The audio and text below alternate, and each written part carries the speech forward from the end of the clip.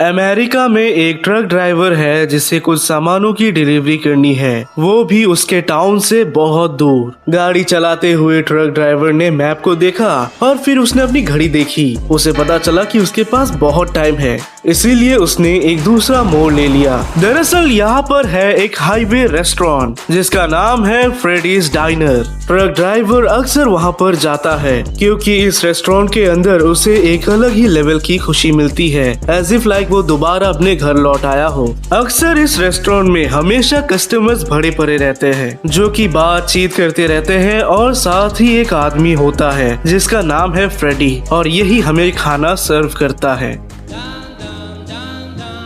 Welcome to Freddy's dinar, एक ऐसी जगह जहाँ पर आप पेट भर के खाना खा सकते हो।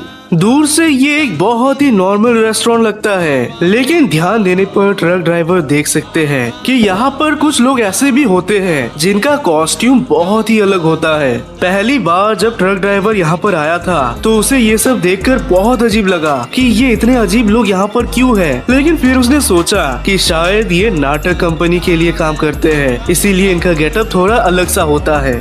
अभी तो ट्रक ड्राइवर की आदत हो चुकी है, इसीलिए वो इतना नोटिस नहीं करता। हालांकि वो एक कोने में 3 लोगों को देखता है जो कि बर्गर खा रहे हैं और उन्होंने स्पेस सूट पहना है। ट्रक ड्राइवर सीधे जाकर एक सीट पे बैठ गया जहाँ पर वो अपने सीधे देख पाता है 2 लोगों को। ये एक्चुअल में 2 लड़कियां हैं, लेकिन इनका गेटअप बहुत ही अजीब है। एक लड़की का हाथ मशीन का है, वही दूसरी वाली तो साली एलियन है। ट्रक ड्राइवर इन सब चीजों को बिल्कुल भी ध्यान नहीं देता, लेकिन तभी उसने एक अजीब सी आवाज सुनी और फिर हम देख सकते हैं कि उसके शोल्डर में एक ऑक्टोपस का हाथ है।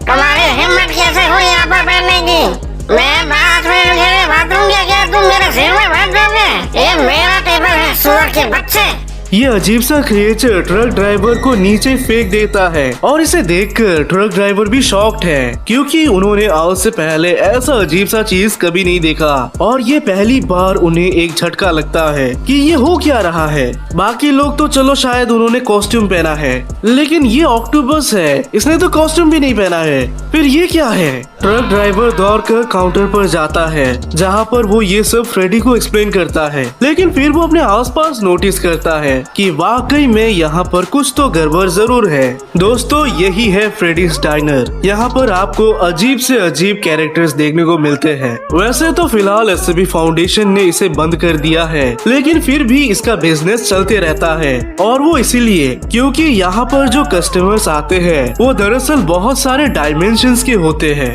ये रेस्टोरेंट बहुत लंबे टाइम तक ऐसे ही चलते रहा और किसी ने कभी इसके अनयूजुअल एक्टिविटीज को सस्पेक्ट नहीं किया, लेकिन एक दिन अचानक एक लड़के ने नोटिस किया कि उसके नेक्स्ट वाले सीट में जो बंदा है ये स्पेस सूट पहन के बैठा है। फिर इस बंदे ने उसका फोटो लेकर अपने अकाउंट में छोड़ दिया, जिसके चलते पहली बार एसबी फाउंडेशन को इसके बारे में पता चला। एक्सप्लोरेशन के लिए उन्होंने एजेंट रूथ को चुना जो कि इन सब कामों में माहिर है। जब पहली बार एजेंट रूथ रेस्टोरेंट के अंदर आए तो उन्होंने देखा कि उनके आसपास सब कुछ बहुत ही ज्यादा नॉर्मल है। एक ज्यूक बॉक्स है जिसमें पुराने गाने बजते हैं, एक मेन्यू है जिसमें वो खाना मिलता है जो कि 1950s में पॉपुलर था। अगर एजेंट रूथ को कहीं पर गड़बड़ दिखी तो वो थे कस्टमर्स। जी हाँ, कस्टमर्स बहुत ही अजीब थे।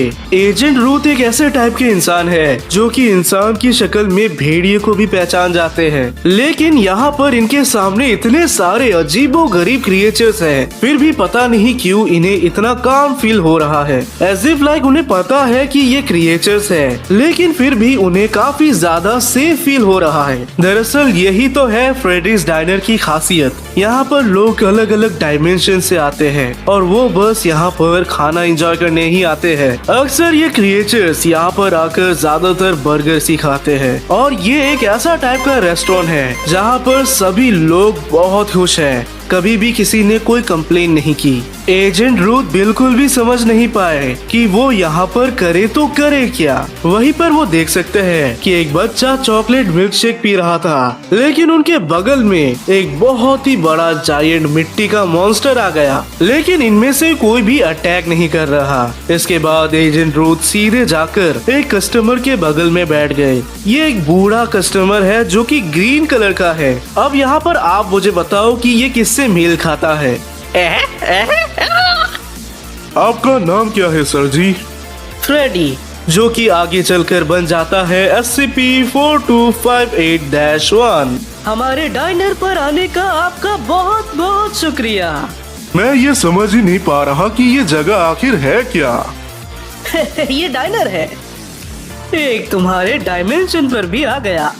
फ्रेडी साहब, मैंने अपने करियर में अजीब से अजीब रेस्टोरेंट्स देखे हैं, लेकिन कोई भी रेस्टोरेंट आपके जैसा बिल्कुल भी नहीं है। तुम आराम से यहाँ पर चिल होके खाओ पियो और ऐश करो। फिर दोबारा फ्रेडी अपना वही लाइन रिपीट करता है, वेलकम टू फ्रेडीज डाइनर, एक ऐसी जगह जहाँ पर आपको मिलेगा दुनिया का सबसे बेस्ट खाना। कुछ ही देर में एजेंट को समझ आ गया कि यहाँ पर हो क्या रहा है।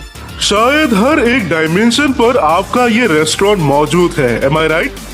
माफ करना भाई, लेकिन तुम गलत हो अपनी बातों में। फ्रेडीज डाइनर सिर्फ और सिर्फ डायमेंशंस को ही कनेक्ट नहीं करती, बल्कि अल्टीमेट रियलिटीज यानी कि पैरेलल वर्ल्ड्स को भी कनेक्ट करता है। और ये कनेक्शन बिठाता है ये दरवाजा जो कि फ्रेडीज डाइनर का है, यानी मेरा। तभी एजेंट रूथ भी नोटिस करता है कि विंडो के बाहर का जो वातावरण है यानी कि एनवायरनमेंट, वो टाइम टू टाइम चेंज होते जा रहा है। तभी एक अजीब सा मास्क मैन एंटर करता है। फ्रेडी उसे हेलो करके स्वागत करता है, जिससे ये मालूम पड़ता है कि ये कस्टमर रेगुलरली आता होगा। एजेंट रूथ बहुत ज्यादा कंफ्यूज हो गए कि वो इसको लेके करे तो करे क्या। अगर तुम्हारा ये रेस्टोरेंट इतने सारे डायमेंशंस में फैला है तो तुम कैसे पैसा लेते हो? मुझे कभी तुम्हारे धरती के पैसों की आवश्यकता नहीं पड़ी, क्योंकि मेरा रेस्टोरेंट पैसों से नहीं चलता, बल्कि फ्रेडीज डाइनर चलता है लोगों की खुशियों से। अगर मेरे कस्टमर्स खुश हैं, तो मेरा धंधा चलता रहेगा।